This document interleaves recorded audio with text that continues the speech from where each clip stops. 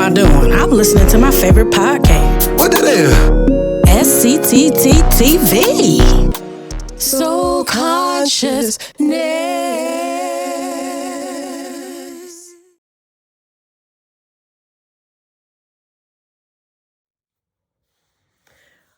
Welcome back to SCTT TV, where soul consciousness meets storytelling.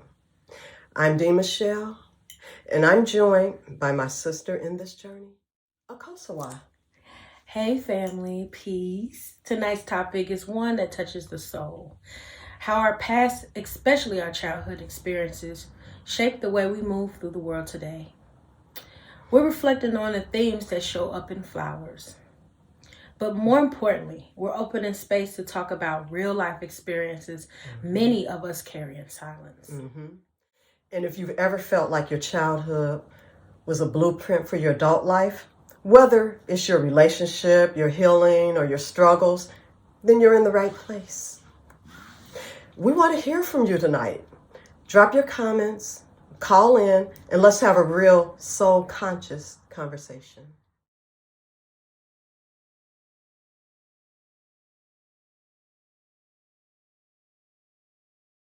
Let's talk about the child who had to grow up fast. The one who cooked, the one who cleaned, and took care of everybody else while barely being taken care of themselves. Maybe you were that oldest, or maybe you just had to become the responsible one because no one else could. Yeah, and that kind of weight can turn into people-pleasing, overworking, or always putting others first in adulthood. But underneath that strength can be exhaustion, resentment, and unacknowledged grief, as well as anger. If that sounds like your story, share with us. How has that role shaped you in your relationships, your sense of self, or your ability to ask for help?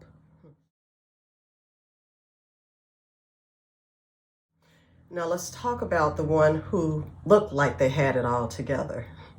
Maybe they smiled in public, held down a family, worked hard, but behind closed doors, they were battling emotional and physical abuse. Sometimes survival looks like perfection. Sometimes our children become the reason we stay. Yeah. And the reason we endure pain. But silence can be suffocating, and it can pass from one generation to the next. And if you've ever had to hide your truth to protect someone else or yourself, this is your space. We want to hold that with you.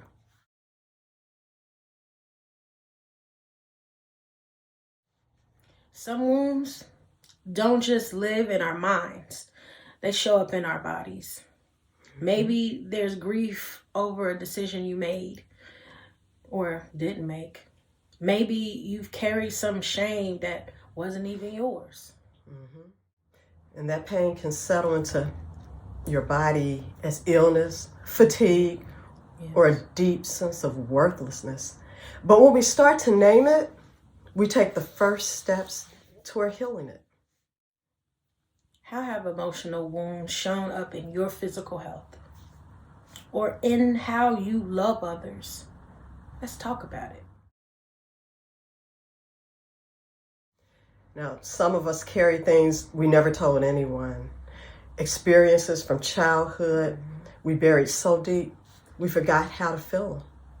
Abuse, neglect, silence, they don't just disappear. They show up. And how we trust, how we cope, and how we see ourselves. And for many, the journey to healing starts with saying that it happened, acknowledging that it happened. Exactly. And if this resonates with you, know that you are not alone. This space is safe. Speak your truth if you're ready. Or just listen and be reminded that your story matters. These stories, whether you see yourself in them or not, share one thread: unspoken pain, and the power of healing when we finally face it. You see, the beauty of storytelling is that it helps us to see ourselves and to know we don't have to carry the burden alone. We can choose to forgive ourselves or others and learn to move on. So what would it look like to break your cycle? Whether it's silence, codependencies, shame, or self-neglect. Think on that and share if you feel led to. Be a guest on SCTT TV. Are you a storyteller, therapist, filmmaker, or creative with something to share? Reach out and join us as a guest. Send your info.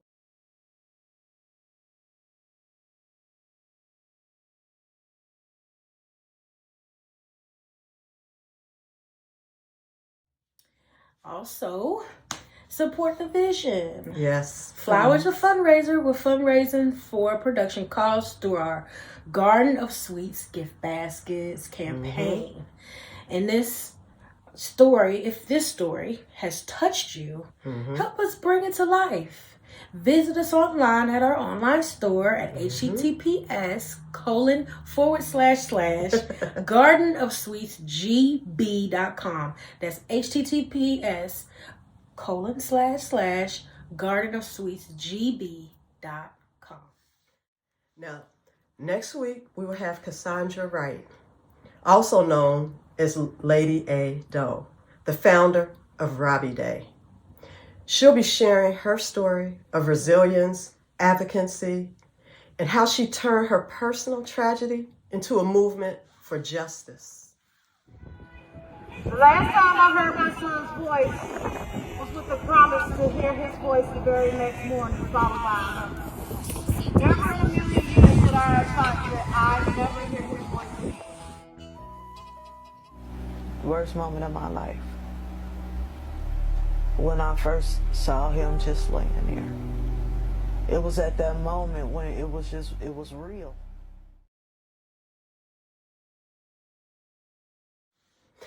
This conversation is heavy, but necessary. And we're grateful you shared the space with us tonight. Right, quick before we end this segment, I did want to read off a couple of the comments that we had in our live chat. One of them came from Chantel. Professionally, I've had a supervisor who's harassed me, throwing rocks and holding her hands behind her back. However, everything she tried kept failing. So basically, she was playing checkers with me while I was playing chess. And finally, I moved up to another department, and she was still wanting to attempt to control me. She also says that I realized through that process how much the enemy spirit uses money to control your destiny by fear and losing something or your position. You know, power hungry people that want to, maybe they come in, they might have some other things that they're going through at home, and instead of them dealing with it, they bring it and they take it out on people under them. I've actually dealt with that before.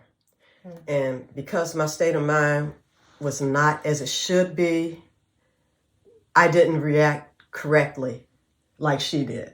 I did end up going to another department, but it was after I almost lost my job because I let somebody take me there because other things were going on in my life and everything just started piling up together.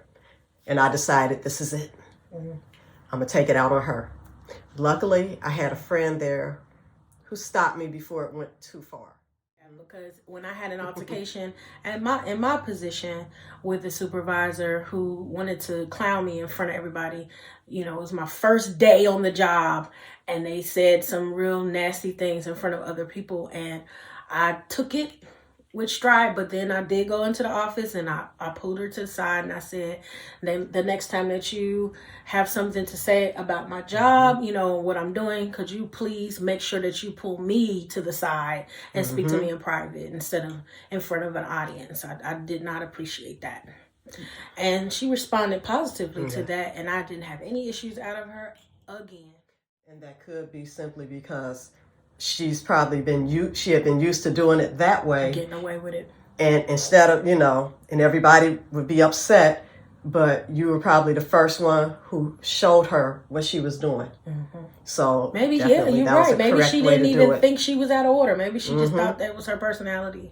Exactly. And then we also had Cassandra, who will be on the show next week. Yes. Shared another story in our chat. Just will reflect on just some of the things she was talking about with domestic violence and how people assume that people who don't run away right away are dumb or they're asking for it to happen to them. And she explains that there's many situations and many circumstances that don't make it as easy as people think to leave. It's not easy, especially if you don't have anything and you have children with you. You don't have anywhere to go. Yeah. And a lot of it depends on your childhood and how you were raised, because some women are raised to feel like nothing. So you get what you get and you got to deal with it. Especially like if you're a little bit older and you came from like the what happens in the house stays in the house. Sweeping things under the rug. You're made to feel ashamed. If you try to do something or say something about your situation, you're made to feel like the weak one, the stupid one. And so you grow up being stuck in this. And then I think subconsciously, sometimes some women, if they've seen their mother go through it, they'll end up meeting the same kind of person. They won't even realize what they're doing until it's too late and they're in that trap. So it's a lot to it. So that judgment has to go. It has to go. She explained in her story how when she did leave, the person followed, was tracking her down, trying to find her. And a lot of times they might know how dangerous the person is and don't want to bring them around other people and get them involved in it because, he was a violent person and he was willing to hurt her. So he would hurt anybody, threatening to hurt her son. So her story is just, if you have time to go into the chat and check it out. You really need She survived that and much more. I mean, a phenomenal woman. So I'm glad to have her on the show next week. She can maybe elaborate on that and tell us about, maybe answer the questions. If you have some questions that you want to pose to her from the video, make sure that you add it in the chat and we'll bring it up to her when we interview her.